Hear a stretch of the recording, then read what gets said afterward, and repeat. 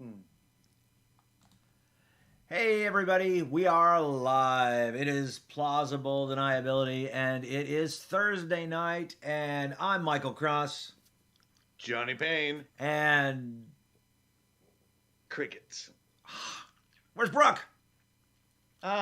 So he called me and said he ran out of hair product, and he couldn't compete with this. Yeah, So you know no how it one is. can no one can compete with that bouffant except for Brook on his good day. So, he Me and is my he is testing right now. yeah. He is going through testing, and if you have a spouse that is an educator right now, then you completely understand that this is just it's not a good time for them. So we certainly feel for them, and all our teachers, we wish luck in the next few weeks as they go through testing, mandatory, state, national. It's not. I feel like God, I would be so angry if I spent my early days becoming a teacher and then tests were important to me. You know, it's like, hey, no, I'm the teacher. Right. I give the tests. I don't take them anymore. But here we are. Brooks Well, doing what he has to yeah, do. and the worst thing about teachers, I mean, for the teachers that have been in long for a long time, like my wife, that everything that she was educated to do, she's a lot of it she's not able to do anymore because they've just made changes, and so there's only Oh certain yeah. grade levels that she can teach, and she used to be able to teach more in different classes, and but she can't do pre-K, kindergarten, or first grade anymore because Wow. that's a different that's early education now. That Yeah. early education didn't exist when my wife was going through college. So Okay. yeah, so many changes in the education system, and so anyway, we are glad to have everybody here with us right now. We got 4 people online, and it's been a busy month. It is. We've not been here for 2 weeks, and Mhm. hey there, Andrew. So what's been going on with you?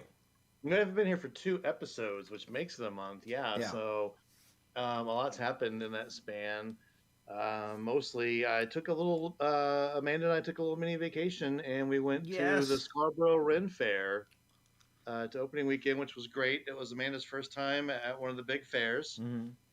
And we got all dressed up, got really into it, had some amazing food, watched a couple of really funny shows, got the T-shirt. Yeah. It was great. Yeah, definitely. It lasts 2 months, and man, I'd love to go back again. But I think we're gonna hit up the fair in Muskogee Yep. next month in May. The It's a castle. good Yep. sized fair. I haven't been since before COVID, but I was looking online, and yeah, it looks like it's really expanded. They've grown, have a lot more going on. So yeah, I'd give it That's another really round. cool. Give Yeah, it another I shot. love the castle. We went a few years, but that was, Mm, I think it was the '90s. So I haven't been since then. yeah. It's been a long time, and I would love to go back, but I actually auditioned for Castleton Life a long time ago uh and auditioned to be part of their cast and was doing human chessboard training and developing the character I was going to be and everything. And it was such a time constraint. Like being there during the fair was just a drop in the bucket hmm of what it took to get to that month. It was like day after day, meeting up, training, rehearsing, writing stuff, and it just became too much of a time constraint. I had to step away from it yeah, early on. But yeah, it's fun. I definitely recommend it if anybody's got the time. It's super fun. it is a lot of fun. It's a little bit of a drive, but it's well worth it. And of course, you Mhm. can't go to a fair without getting garb. So if you're gonna go, make sure you get at least some basic, a tunic, a cloak. You know, A kilt, Yeah, if you could, well, it kills sometimes that's too much. I say if you even if you're yeah, wearing just jeans and tennis shoes, if you're wearing a tunic and a cloak, at least yeah, you're somewhat fitting in. The rest and many of the stuff you can get while you're there. So like if you're thinking, man, I really want a kilt, go to the fair, help out the vendors, buy a kilt from yeah, them. But if you're just show up, like I said, tunic and some jeans and and tennis shoes, at least you're showing some effort. yeah. Um, The hardest part, especially for men, is footwear. Yeah. Because if you're going to wear your kilt, you can't really just throw on docks and go, well, it's close. You can, Hmm. but because that's what I do. I don't have proper boots for wearing a kilt, and I feel so weird when I do it. It's not that I look at other people when they do it and judge them. I just feel Yeah. like outfit's incomplete. I come across a really good deal at I think it was Muskogee. They had a shop there that was selling a whole outfit, and it was pirate boots, um, pants that were like slit up the side and had the lace go through it down the legs, Oh yeah. and like a poet shirt, super cheap. And these boots, I swear, if I wore them more than 2 days in a row, they'd fall apart. But I've had them for like at least 10 years, because I just wear them to fair one day, Yeah. in the year, maybe a couple times out of the year, and yeah, it works out really great. Yeah. I But bought some boots. You know that website Wish. Basically, you get stuff yeah, from China. Yeah. you It's forget you ordered it, and then it shows up a year later. Yeah, I know. massively cheap, but it's like 6 to 8 weeks, sometimes 10 before you finally get it. I found some boots. They were really cheap, and I'm like, sure. And they were really cool because they were really like tall pirate boots, and I'm like, sure. They were like $10. Like, yeah, Yeah, yeah, cool. So I got them. They are the most comfortable shoes I've ever worn in my life, and I'm weird. like, these are, and they look so great. So, but I don't have many opportunities to wear them. I think I will for SoonerCon. I think I'll wear them for Mhm. SoonerCon because the problem is a lot of boots, although they might look good, if you're walking around a lot, they might not be that comfortable to walk around in. Because I used to have some Yeah. moccasin boots. Mhm. Remember when they were really big back in the 80s and 90s? Those were Oh great to yeah, wear yeah. at Ren fairs, but they weren't the most comfortable to walk around, spend a lot of time in. They looked great, but they weren't the best to be Yeah. running around for You too know, long. I know we're talking about men's fashion at Ren fairs here, but and language aside, here in Oklahoma, you would drive around on the highway system and you would see signs for Indian trading post, Yeah. Oh yeah. 40 miles this way or Uh-huh. whatever. And yeah, they used to have some like amazing boots Yeah. that would work out well, and now they don't. Now Yeah. it's That's they where I don't have got that mine. anymore. That was Yeah, the Indian Trading Center on I mhm. 40, and I want to Back in say the 80s and 90s. yeah, I want to Yeah, say it was Cherokee, yeah, the Cherokee Trading Post, and was great. So you're driving I 40 west, and you would yep. see like The 10 wigwam. miles to the Cherokee Trading Post, 5 miles to the Trading Post, one Yep. mile to the Cherokee Trading Post, and when you passed it on the other side, it would say, "Turn around, you just passed the Cherokee Trading Post." That's the one that you take the exit and it has the wigwam. Yeah. Yeah, yeah, Yep. I know the one. Yeah, when I Yep. was doing landman work, I used to And drive that's past where it I every bought day. my moccasin boots. I went in there years ago when I was doing landman work, and I was like, "Oh, I'm gonna get some of those boots now that I'm here." I didn't even think about this place. This would be amazing. I walked in and I was like, "Oh, it's so modernized." And instead of like where the boots would have been, it was like phone chargers. Yeah. Yeah, Oh yeah. yeah. So So I don't know if they even sell those anymore, but yeah. I've got a couple of long boots that I love and they're very comfortable. I do want to go to more Ren fairs, so someday Mhm. we should do a red dirt go to Scarborough thing, just all of Oh us. yeah, heck of a thing. Yeah. Um, yeah, there's a lot we could talk about with that. There's a thing they do called Friends of the Fair that have like only we could go there if we were friends of the fair, Mm, and they have tables we could sit down and play D&D, yeah, at a Ren fair. A lot of the booths there, of course you could go there and get D&D related stuff. There were mm, booths that sold handmade journals, and lots of booths that had quill and ink. And in fact, I've got um, so bought some scrolls, oh, there you go. I several different bought. sizes. Oh, where did I But they buy some had a scrolls? couple of booths there that sold dice and dice bags, and Yeah. there was one that sold. Actually, they had a supply of board games and some of the older D&D books, like collectors stuff, like third edition and second edition and stuff. Yeah. So yeah, it's definitely alive for D&D people. And yeah, Michael, you mentioned SoonerCon. Be interesting to have a day we all dress up like we're going to the Ren Fair for SoonerCon. I love that idea, and I It's love. like you're walking around a D&D village. You know what would be fun is to actually. I mean, I don't know. I'm sure there's got to be some Ren fests out there that are more D&D rather than medieval or Renaissance. Hmm. There's got to be like a fantasy. So they do themed weekends, Uh, and they like the pirate weekend where a lot of people go, and the people who get friends of the fair passes, you can go for all 2 months and it's free and you get upfront parking and everything. People who live close will go every weekend, And yeah, so the guy who's out there on Pirate Weekend, dressed up full on looking like a pirate, might be out there for the Scottish festival weekend Mm-hmm. in a kilt and everything. But they have a fairy court weekend, Oh, and that's cool. where everyone goes out and looks. They have the horns and the wings and some face paint. Yeah, it's where it gets a little more of the fantasy Yeah. side of it. Yeah, for sure. See, I think that would be a lot of fun. I think I would Mhm. really enjoy myself there. And then also, just go out and play. When they talk about people who are playing D&D in castles, and Oh yeah, that would be so amazing, a chance to do that. But played around a bonfire out there. Yeah, yeah, unfortunately, it'd be good stuff. I don't make enough money to do that kind of stuff. So, so a lot of other things going on. One of the things that Brooke did send us that's going on right now is apparently there is Quest's End, which we brought up here, Quest's End whiskey, Hmm. which that's the not Matt, Matthew Lillard. Matthew Lillard whiskey. Has teamed up with Critical Role to put Sandkeg's Hide. Yeah. It's just looks really amazing whiskey. Mhm. The bottle is phenomenal. Let's see if I can. Yeah, that's one where you have to get two, one to drink and one to never open. Yeah. Yeah. Let's see if I can pull this. But yeah, I didn't see a price on it. He sent that link over. Did you happen to catch that or No, in fact, I was looking at it right now. Pre-sale yeah. register. It says register for pre-sale. Oh, $99. It's a $100 bottle of whiskey. Well, So you you can know see about it. whiskey is that good. Hey, Connor Connor Whittlesey. with a C. Oh wow, you have to verify your age on their website, Yeah, and then it asks you if you're a human. human, halfling, gnome, dwarf, elf, or half orc. There you go. I'm gonna pick elf Of course. and see what it does for me. And it says no elves allowed, dwarves rule. No, it doesn't. It doesn't. Yeah, it looks really. What's that? It comes with over there a leather pouch with a map in it. Yeah, It looks like. I like that. Yeah, and it's a good looking bottle of whiskey, Michael. yeah.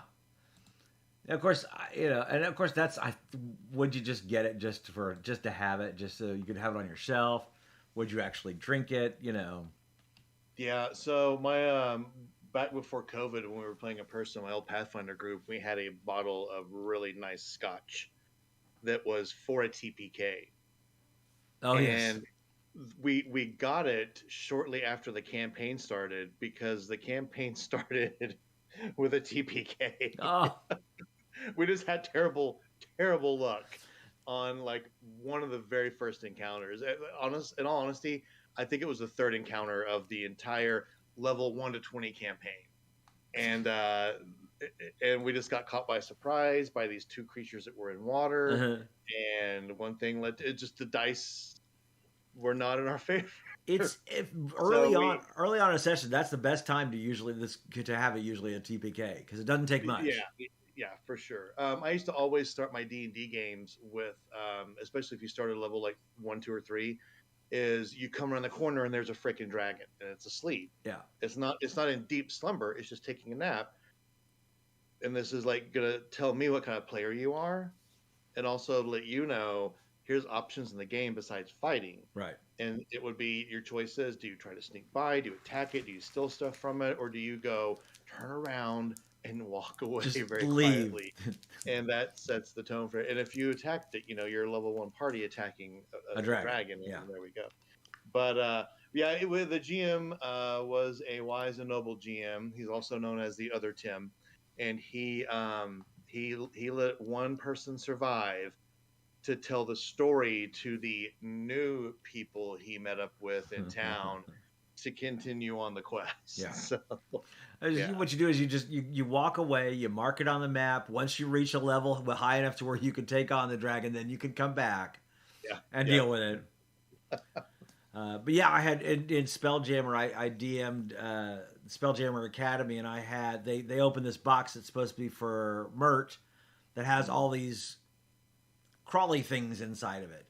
Now, I talked to my son later, and he says, "Oh, you're supposed to send those out in waves, not all of them at once." Because I basically did send them all out and basically almost TPK'd the party. Fortunately, Mert the Merciless came in and Yeah. I like the stories that, like, it's not, there I was, 2 hit points left, standing inside the mouth of the dragon. No, in that same campaign around levels 12 or 13, my character died because we had not had a single trap the entire campaign. And I went up to a wooden door that had a rope handle on a hut in the jungle in the Mwangi Expanse. And I just walked up to the door and grabbed it, and it was an electricity trap. And oh, his dice jeez. rolled really well, and my dice rolled ones. And then my fortitude check was a one, and then my death save was a one. Oh, I literally died from a doorknob door. trap on a hut in the jungle somewhere. Yeah, it was fantastic. I got resurrected, but but yeah, it was one of those very laughable moments. One of the better stories, I think. Yeah, I touched my. It was wintertime. The heater was on. I rubbed my feet on the ground and touched the doorknob, and it shocked me, and I died. And I died. Yeah. So I think the biggest news is that's come out recently is the CEO Wizards of the Coast Mm-hmm. has decided Cynthia to. Williams. Yeah, Cynthia Williams is out.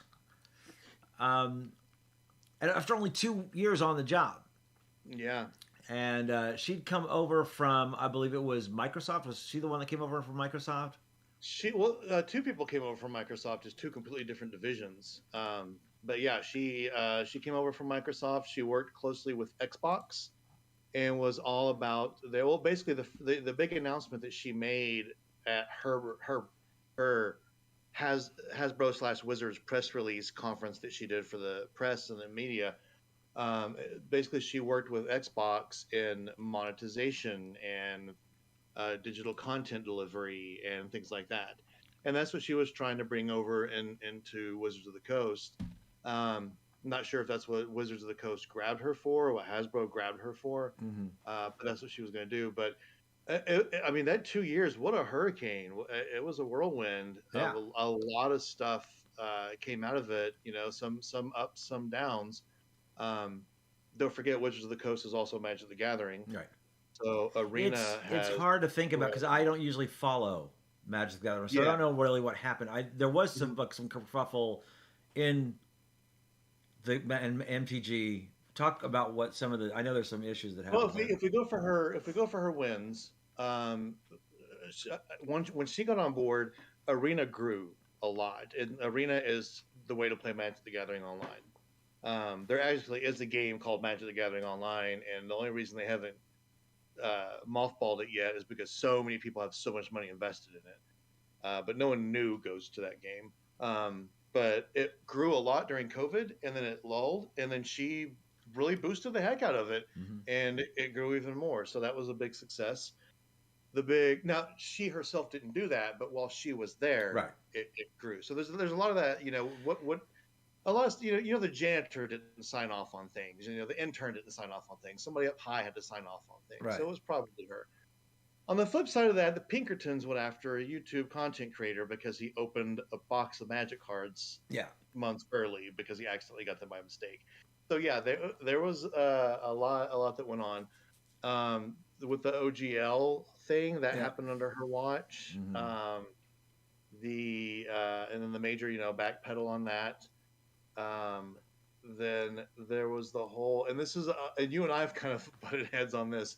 Is the next thing happening with D&D a new edition, or is it just more books with updated stuff? Right. And a lot of people think it was sort of the same with the backpedal, where they said we're going to put out a new edition, and no one liked that, so they go, we don't mean new edition. Yeah. We mean new edition, but we're not going to call it that. Right. So it's a big wonder because they did announce earlier this year or late last year that all the new stuff was going to come out later this year, whereas people assumed it would be early in the year. Right. Yeah. And it would be the year of everything Well, I new. think they had to delay it because they changed their mind on it. The problem with the OGL, and this is what I don't. There's a lot of people talking about how whether it was right, whether it was wrong. My problem with the OGL was, and this is where I think it fell on her, was the slowness in responding. For I think it was 2 months, we sat with, "What are y'all doing? What are you all doing?" And they made no press release, no comments, no nothing. It's like you can't do that. I've worked in media for far too long to know that if you've got bad press hitting you in the face, you have to respond somehow. And they took so long. That's where I would put the blame. We did get a response that seemed very. I mean, it was way more corporate babble than they've sent out in a long time.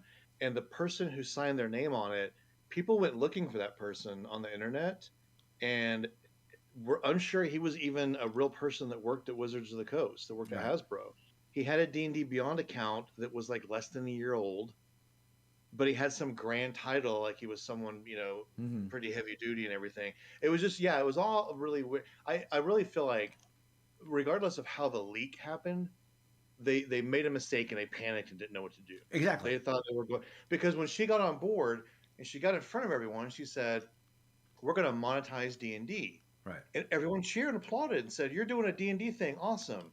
And it's like, yeah, it's going to be mostly digital and less physical. And everyone said, "Hey, that's great." And it was, to some of us, we're like, why is everyone cheering this? It seems weird that, and I think once the dust settled, everyone was like, wait a minute, what does this mean?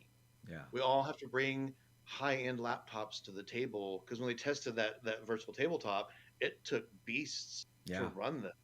And so people were like, I can't afford that. And that's what I need to play. And then it was like, so what's going to happen, like when you guys release a new subclass, and it's going to be like, well, it's yours to play if you're subscribed and paying a fee, but if your subscription lapses because you fall in hard times, you're going to lose access to all your stats and your abilities. And they were like, I don't know if I like this as much anymore. Of course, D&D Beyond had already been doing that. Yeah, right. I had to own this book to be able to play this class, or So Wizards, I mean, they'd already been doing that. Now, the purchase of D&D Beyond, I think, was a good thing under Cynthia Williams' tenure. Yeah, for sure, that was a great thing. I think they should have owned it from the beginning. Hell, in the beginning, I thought they did own it. I did too. And in fact, it was, I think, there, because originally it was Curse that they bought it from, but Curse didn't even originally own it. Somebody else originally owned it. And Friendly or Friendship or something. Yeah, exactly. Andrew mentions. I think when she announced the OGL thing, she was expecting everyone to go, "This is amazing," and that's not what happened. Yeah. And the big thing with that is people spoke with their wallets. Do you have any screenshots you saw of people canceling their D&D Beyond to get their attention?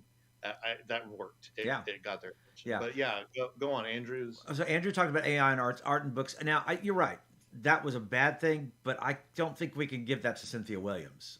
So I think the stuff where it slipped in where I can give it to Cynthia Williams is, again, with the OGL, I think their response was fast.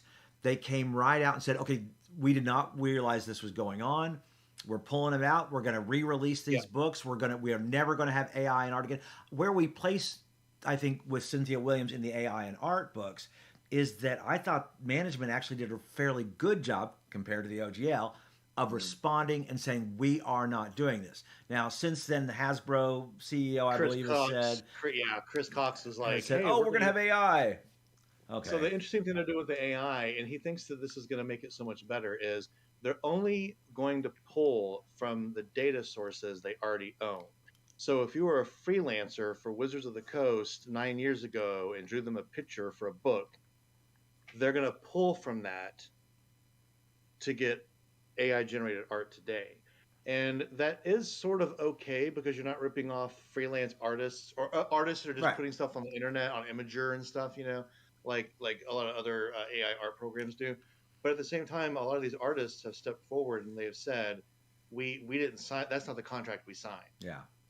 And even from what I've seen with headlines and such, I haven't read much into it, is that Chris Cox and Hasbro said this. Wizards of the Coast has come back and said, "Don't do this to us. No, don't do this to them."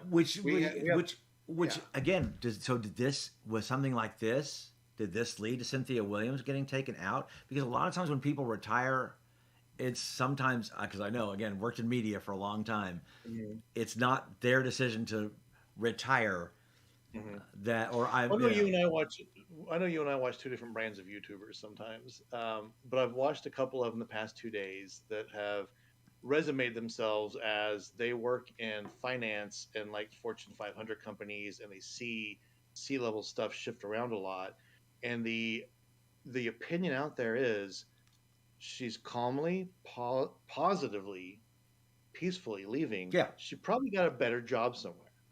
or It's like no one knew who she was, and then she came over to Hasbro, and she made some waves, but sometimes bad publicity is good, Mhm. and she got someone's attention because also for Hasbro, she had something to do with Monopoly Go, and Monopoly Go has made billions for them.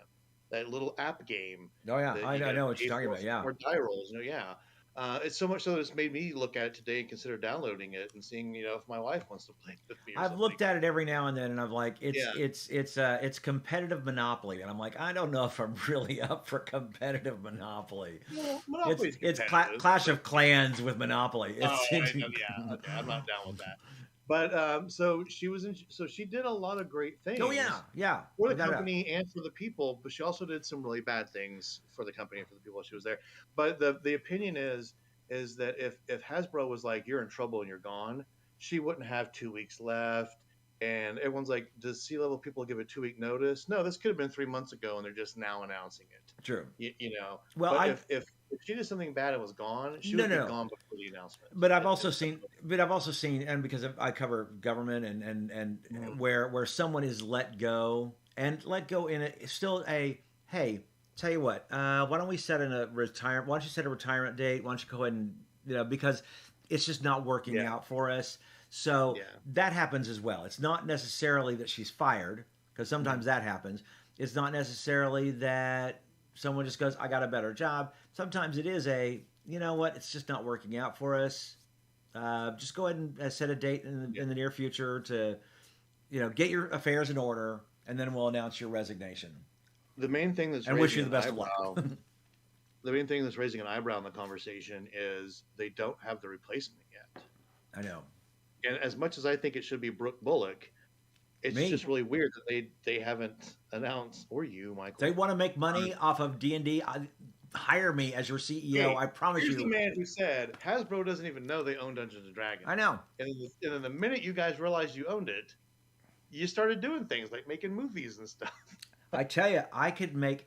Here's the thing, and I could, and I've never had a problem with what D&D Beyond does, and basically, if you have to own the book before you can, that's fine. Right, yeah. But I think there is so many great ways for or Wizards of the Coast to make money off of Dungeons and Dragons. The first thing you do is you go to just look online at what other third party people are doing.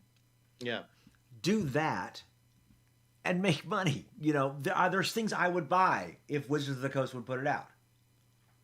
Yeah. Official things that they could do. I'll Cards, tell you what, you've said it, accessories. Michael, and There's I've said it. Flat books. there you go. Exactly. Bring back the complete guide to clerics. Yes. Yeah. And your reps. Yes. There's been a lot of talk about how since she come on board also, sales have dropped off of new books. Yeah. And then some people who reviewed these said, here's this 87-page book, and 4 pages of it is content you can use at the table. Right. Mm-hmm. So they're charging you $60 for a new subclass and 10 spells. Yeah. And it's like, And wasn't it you that brought this out that the problem that, and I hadn't even thought about this before, but when the Giants book came out, everyone was all excited about this Giants book came out, and the day after it came out, they all talked about the next thing that's coming out. Yeah, so that's a Magic the Gathering thing. They will pump up the next expansion that's coming out for months, and they will do live streams where they're teasing the cards, and they will send images of them to content creators, and they will have celebrities come in to show off the new Planeswalker, and it's a big countdown clock everywhere you look. And the minute you can walk into Game HQ and buy a pack of those cards, it does not exist in media anywhere. They are talking about the next one. Next big thing. Yeah. and that's and D&D has done that. And I remember before, and it's like I've said, when the Dragonlance book came out, it should have been, and then the next book would be something else, and the book after that would be a supplement to Dragonlance. Right. And everyone says, oh well, there's the Adventurers Guild, and some people want to play 100% official stuff, not fans wrote this and uploaded Right. it, sort of thing, you know. But yeah, you could have a whole setting was like a whole world and a whole product line, and they used to come in boxes with the player book and the DM book, and then all these maps and these pamphlets and supplements, and now it's like, hey, here's this 96-page book on Dragonlance, and we're completely done with it. We're never touching it again. Right.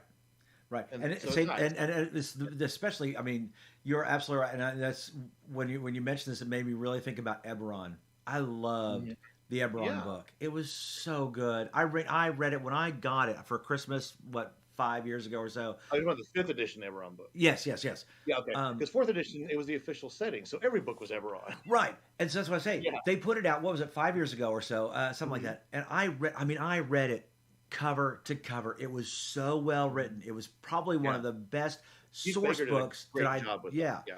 But then, no games, no adventures, no supplements, no. The only supplement that came out, which I ended up buying from him off of the website that you get D&D books, DM's Trove. Guild, the DM's Guild.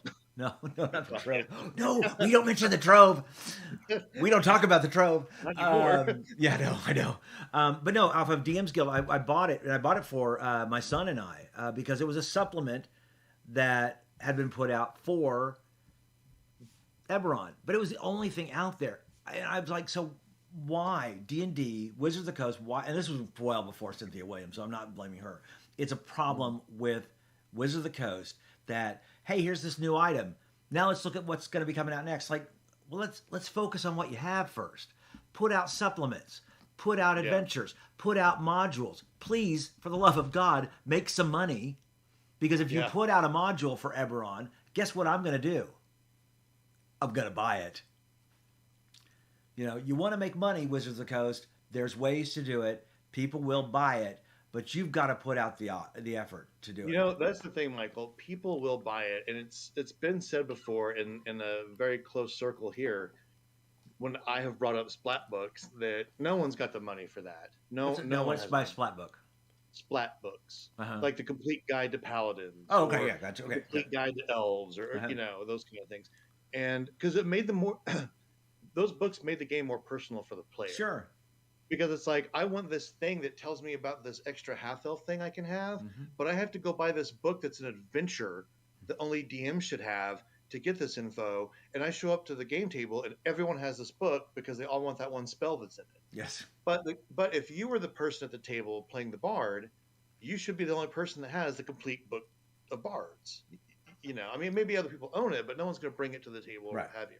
Right. And it's been said, no one can afford $20 for each one of those, or $30 for each one of those. Wizards of the Coast wants you to bring a high-end desktop replacement gaming PC or gaming laptop just to play a virtual tabletop game to a table. Yeah. So if the expectation is, where's your $2,500 laptop so you can play this pencil and paper game? Yeah. Then you can afford a $20 book. Yes. Well, and that's the problem is it's just, I've never seen. And now, granted, if you were to do that, if you were to put out Splat books, you would have, because here's the problem with being Dungeons and Dragons, Wizards of the Coast. You're going to get haters. Regardless, no matter what. And that's where I see most of the YouTube stuff that I can't stand watching. It's usually clickbait and it's haters. And because hating gets clicks, it's that simple. So if they were to put out Splat books, well, I think you and I are totally in agreement. You need to have a book on the book of Rangers, the book of Spellcaster, the book of Wizards, the book of Warlocks, the book of Elves, the book of Dwarves, Halflings. But then you'd have somebody come out, you'd have a YouTuber who goes, they're just trying to steal our money, and they're just trying to just rob us blind because the $20 here and $20 there, $20. You would, no matter what, you're never going to make everybody happy. So you'd already have your haters. For every one of those you also have one that says, what they're doing is they're making it so that instead of having to have these 6 books to have all the spells you would want, Right. you need this one book, and they're all in there. Yeah. And there may be people who haven't dropped $60 yet to get that one book that has 10 spells in it, because they don't need the rest of Strixhaven to have access to those 10 spells, you know. And everyone's like, oh, you can get it on D&D Beyond. There are people who are like super hardcore, devout, loving D&D fans that don't touch D&D Beyond. I know that's mind-blowing, but they are, I want to sit on my couch with a book and a pen and paper and write this out, and or maybe use some kind of online assisted character creator with my books. Yeah. It's still there. I mean, I go to Game HQ on the weekends, and there are people pulling in those fold-up wagons full of books to sit down and play their game with. Yeah. And so people you still have the rule of like no phones at the table. Well, definitely no laptops. Right. Yeah. Oh, I know. And I do. I think the digitization of D&D is not a bad thing. It's not, but don't make it the only thing. The only thing, because correct. you're talking like, you said D&D Beyond is the same thing. If I go to D&D Beyond and I say I want this subclass, but I don't want the entire book, I can pay like $9 and get the subclass. Right. If I cancel my subscription, I don't even need a subscription to D&D Beyond for that. I pay $9 and I'm done. Right. What they were wanting to do with this new thing was you are paying a monthly subscription. Now, if you stop, you're not going to be able to log in and see what that is. Right. That was the thing. So if you're hitting a dry spell during the holidays for 3 months where you're not playing D&D, but you're still paying for it, it's the same. She come from the video game world where you go to the store and you pick up a copy of Call of Duty for $60 and you bring it home and you stick it in your thing and you play it, but you can't play it because it's a game that you play with other people. Right. Now you've got to pay online. To play it online. Well, it only comes with 2 maps, and everyone's playing 20 other maps. So you have to go buy the same maps all your friends have bought, and that's more money, and on and on and on and on. Yeah. And so that's what she wanted was when you buy one product from D&D, you are going to continually have to pay more money to continue to use it or to make that grow and expand. Yeah. And that's just one of the products.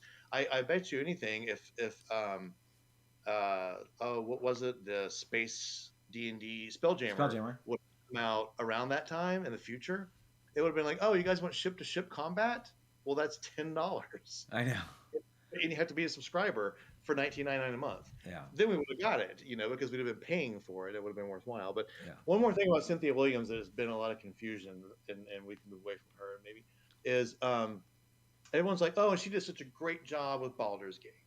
She's not a game designer, but she works close with video game people. And look at the hit Baldur's Gate 3 was. Right. And it's brought people into the game, and it's such great things to know.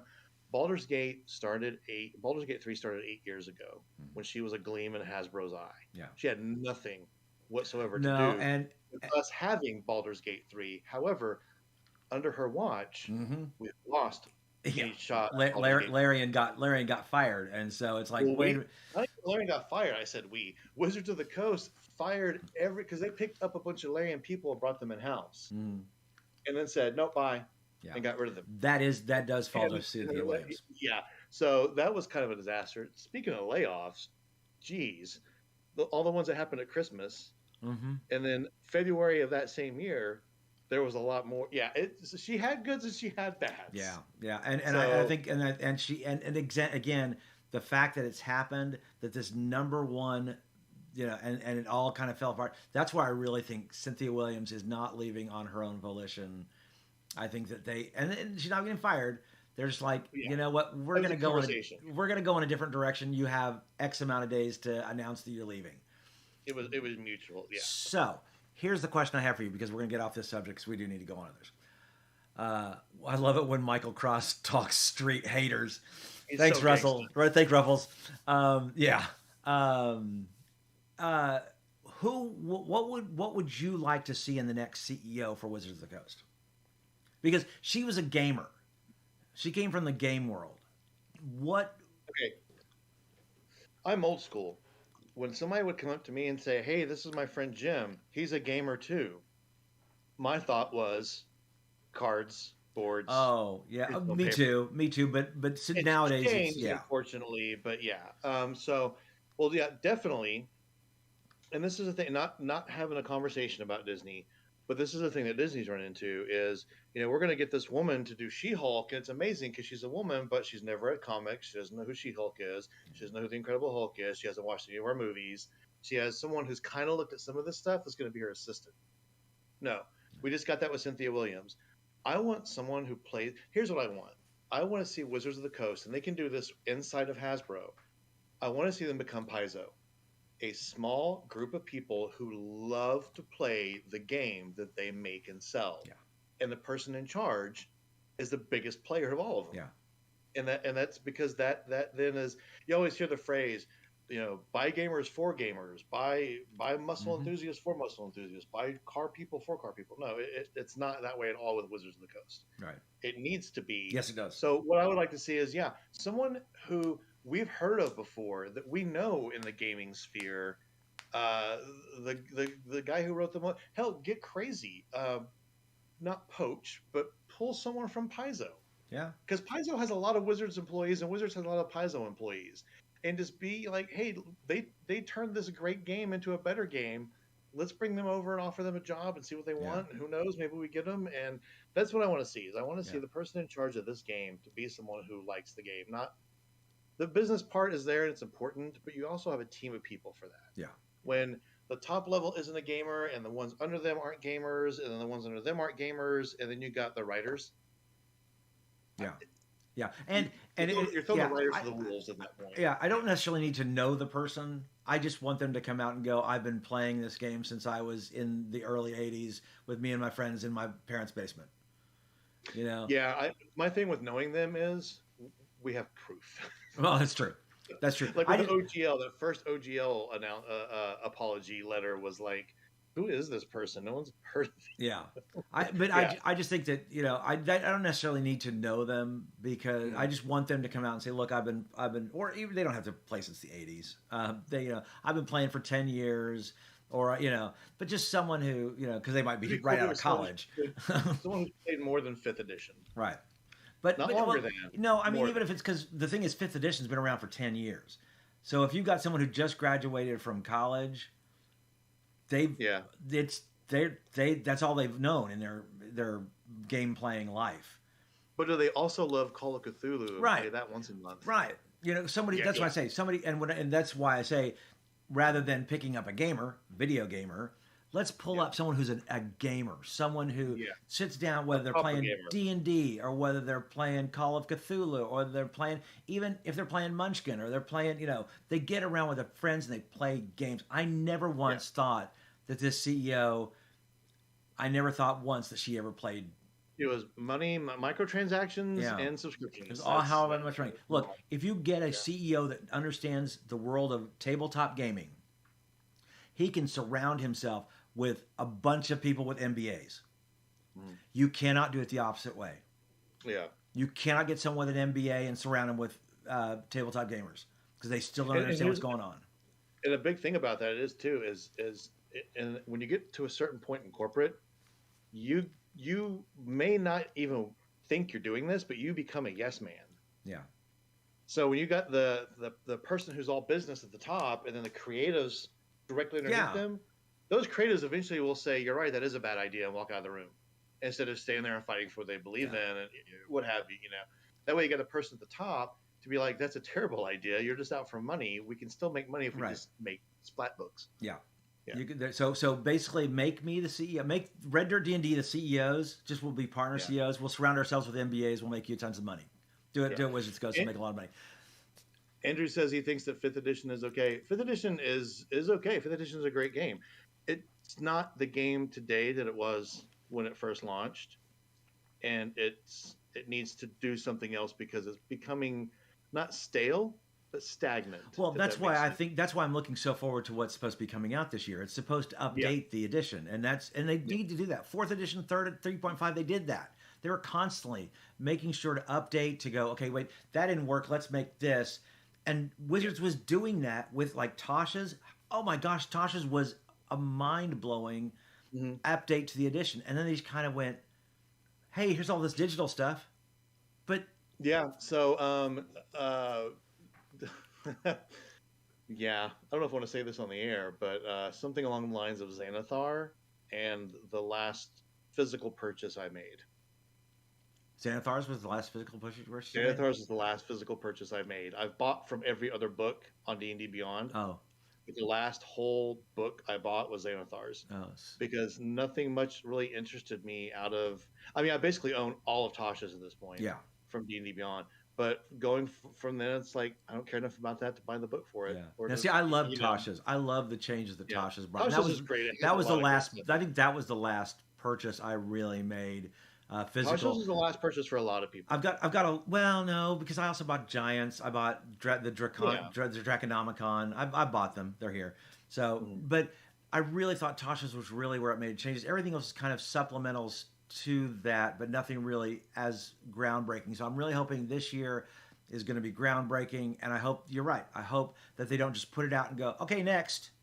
Yeah. No, So put that's it my out thing and is let's they're releasing players, DMs, and Monster Manual. something else, and then Monster Manual.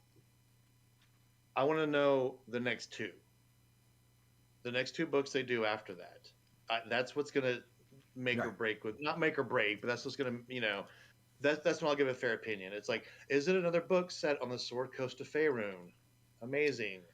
And is it going to be along the lines of the last two or three releases they've had, or is it Right. going to be a book that's almost necessary? Right. And of course, I have that book, and that's Yeah, that's, and that's again, I think it's also just building on what you've released rather than going, okay, we're releasing this, and then we're just going to go totally over here and release this book, and we're going to sell this.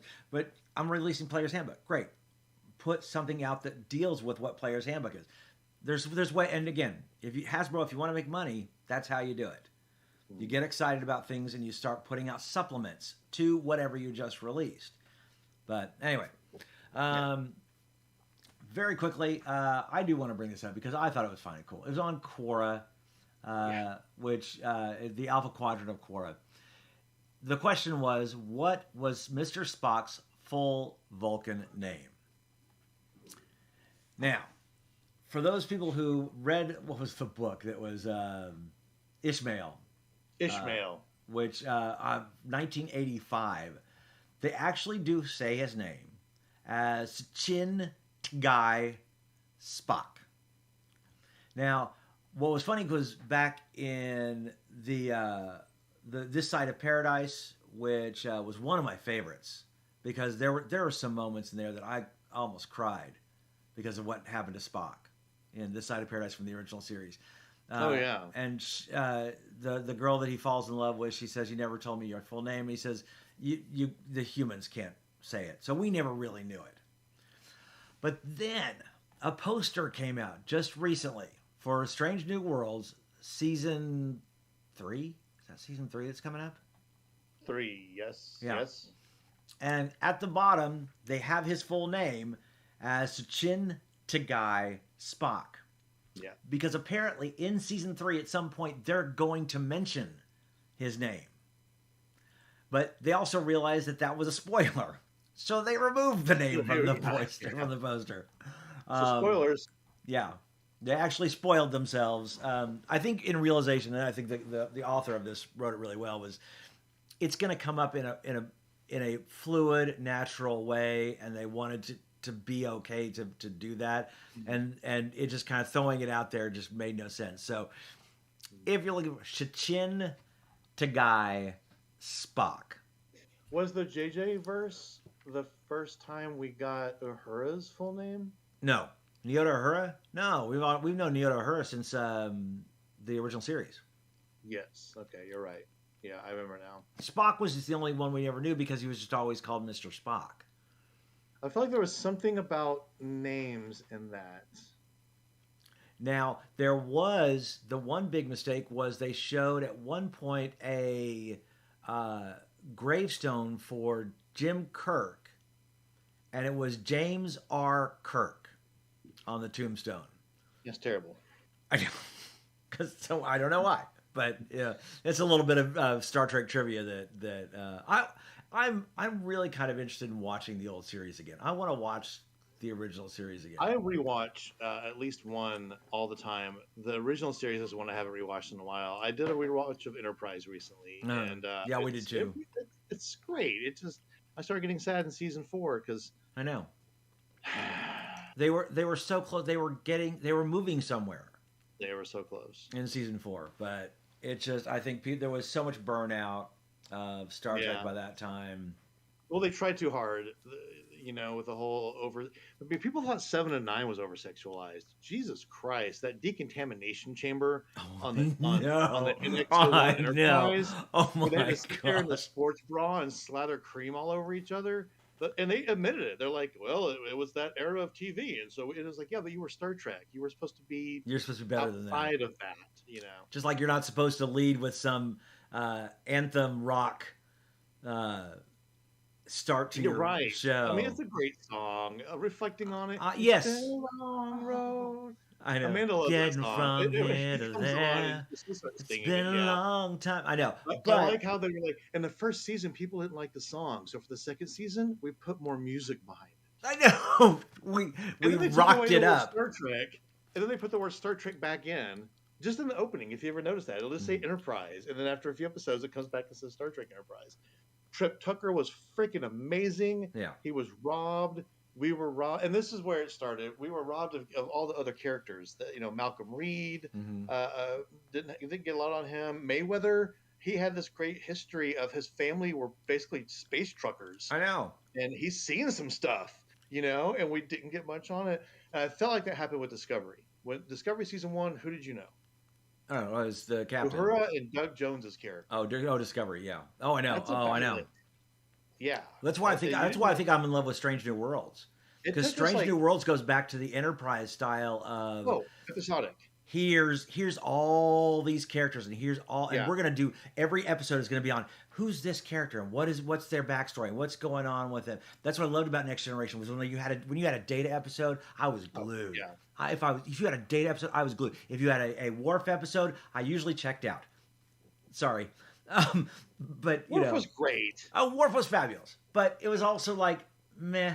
Klingons, I was never. I like the Klingons a lot, and I did, and I had a best friend when I lived in Denver, and we were watching Next Generation, and if there was a Worf episode, which meant Klingons, he was all over it. He's like, yes, it's a Worf episode, and I was like, the next one was like, yes, it's a Data episode, and then we all go like, oh, it's a Picard episode. Oh well.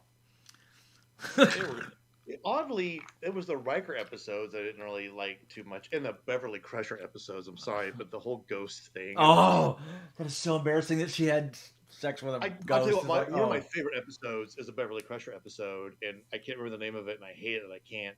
But it was the static warp bubble, and the Traveler was there, and Wesley created a warp bubble, and people kept disappearing. Yes. And so then she figured out. She asked the computer for the parameters of the universe, and it's like, oh, the edge of the universe is like 3 meters in front of you. It's like, wait a minute. Yeah. Yeah. What did she say? She said, if there's nothing wrong with me, maybe there's something wrong with the universe. That's right. Like, that's the best freaking line ever. Yes. Oh, I want to watch. I love Next Generation. It's so good. But with Discovery, it took us 2.5 seasons to figure out anything about Awushku. Yeah. And even now, she's kind of been the sidelined. The cyber implant that was born, she was born into a Luddite family that hated technology. And now, it's hard for me to bash on Discovery because it brought back. It's like being mad at it brought back Star Trek. To a new audience. So I'm excited about the fact that Discovery is gone. I'm watching the final season right now. My problem with Discovery was not only that you didn't know about any of the other side characters, but the main Michael. I love Michael, but she's such a Mary Sue. There's too much of a.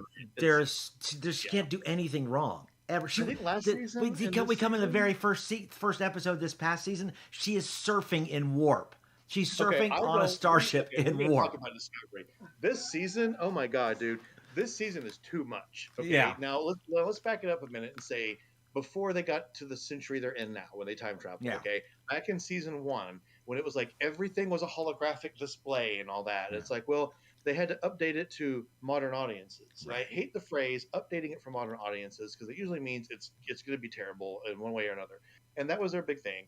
So it was pre-Kirk. Yes. It was barely post-Archer, and Archer didn't have it, and Kirk didn't have it.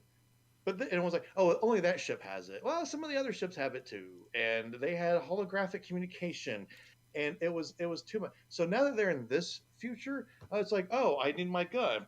Oh, I need a full suit. Everybody's Iron Man. Everyone in freaking sorry, I'm so everyone is freaking Iron Man. I hate it. It's so terrible, Michael. So well, and like I said, The surfing and warp, warp was awesome. Yeah, but without it, the whole motorcycle chase scene. I know, but that was too much. Yeah, but without it, we wouldn't have. I love Strange New Worlds. I'm looking forward to the new season, and so without Discovery, so I got to celebrate Discovery, and I'm glad I'm glad to Discovery's final season. So it's like we can go. I'm watching it. I love the character of Book. I'm watching it for that. I'm loving to see what's happening with Saru and the Vulcan lady. Are you asking me to marry you? That was an amazing moment. Sorry, spoilers if you got there. I'm a big fan of Doug Jones. I think the guy has so far much more talent than and that was again one of the characters that he's become more of a major character. But originally he was one of the side characters that you saw every now and then. But it wasn't Michael, so who cares? Yeah. And they put so much money into his makeup, it's like they had to do something. Yeah. The minute you got to know the cybernetic character, she died. It was such forecasting, unfortunately. Yeah. So very quickly, Fallout. I want to talk about this because we only got about 4 minutes. I have not. Only because I'm right now I'm not really watching much. It's just we're doing other things and I'm actually reading. It's kind of cool. But I wanted to actually wait and see my son's thoughts on Fallout. Oh, are you reading that right now? Ooh, wow. Big boy, yeah. But you saw it. What'd you think? I thought it was great. It's a little bit more whimsical. So if you played the game series, what are you going to think of it? I've played at the game series, and I will say like Fallout 3 got more serious and edgy than the others. I think the show started off a little bit too whimsical for my taste, but then it blended into the rest of the show nicely. Okay. They do not hold back on the gore at all whatsoever. And Walter Coggins can have my babies. There you go. I've never played the game. He's good stuff. It's a would I enjoy it? Top down view. Would you enjoy the show? Yes, you would absolutely enjoy the show if you didn't play the game. Yep, absolutely. Aiden saw it. That are unanswered, and they do flashbacks to explain stuff. It is. Ruffles is saying it's a perfect show. I agree. I think it is. I don't think anyone is mad at the show, and that's weird for current year. No one is mad at the show. Yeah, and I'm looking forward to it. I had to ask my son first, what did you think of this? But and he says he loves it. So he's played the game, and so I'm looking forward to seeing it. I just have to have time to actually see it. I'm hoping the summer things are going to start slowing down.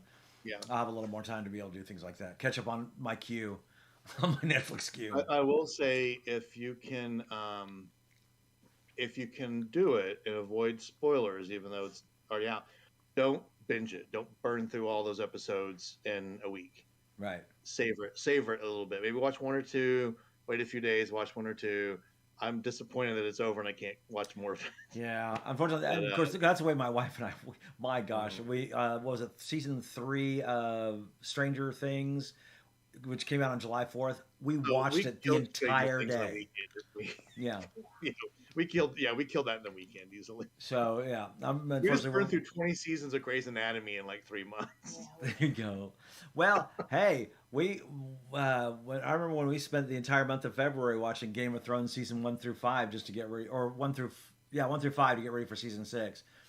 We're doing a Game of Thrones rewatch right now. Mm-hmm. In fact, when we get done with this, we're eating Chick-fil-A and we're watching the episode titled "The Reigns of Castamere." Oh. Yes, well, that's where we're at. Man, don't binge it. Ruffles, no. Binge it. All right. So we didn't have Brook. We didn't get to talk Munchkin, but I want to talk about it later on. I think the Kickstarter should still be lasting for a little while. I tried to get a segue to Kickstarter, to Munchkin. I heard you say Munchkin earlier, and I just kept going with D&D. I know. Yeah. Yeah, so you get a lot of stuff with that. You get blinded by your wife because she's I'm so using her. sorry. That's fine. You're Oh fine. gosh. So for those of you who just got here, Amanda, our desks face each other in our home office, and she's on the other side of it doing an oil painting and she's shining a flashlight on it. Yeah, so yeah, you get Munchkin core set, you get Munchkin 3, Munchkin 2, Munchkin 6. I mean, you get like Yeah, all these Munchkin it's expansions. huge. And I have a butt ton of Munchkin expansions already.